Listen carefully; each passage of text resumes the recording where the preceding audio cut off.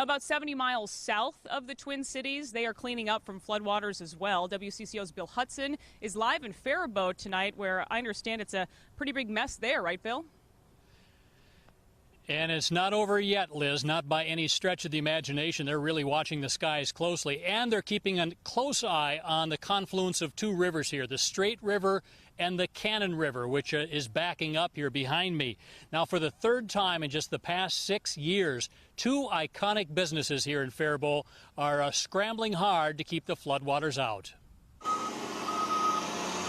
Truckload after truckload of clay soil is rolling into the cheese caves here in Faribault. Heavy rains to the south have pushed the Straight River to the brink, and it's still rising. That's why we're putting up the secondary perimeter of hauling in all the gravel just to make sure that it's protected.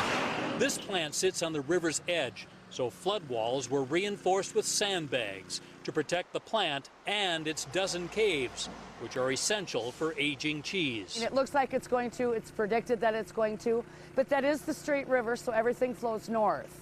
So it's really what we need to keep an eye on is what happens down south. A few blocks north sits the iconic Faribault Woolen Mill, where dozens of workers and volunteers filled bags with 30 tons of sand this morning. We're set up in case there's a problem. Problem is, this is where the two rivers come together.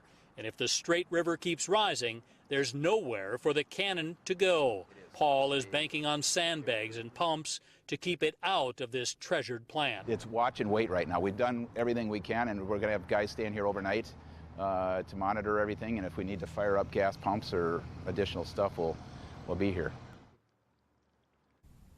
I want to give you good visual evidence of that backing up of the water where the confluence of those two rivers are.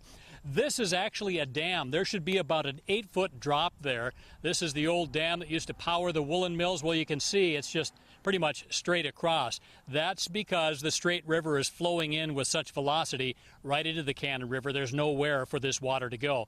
I should add one more thing today. Today, the Faribault City Council declared a temporary state of emergency that allows them better acquisition of materials that are needed to fight this flood. Amelia? Just unbelievable, Bill. All right.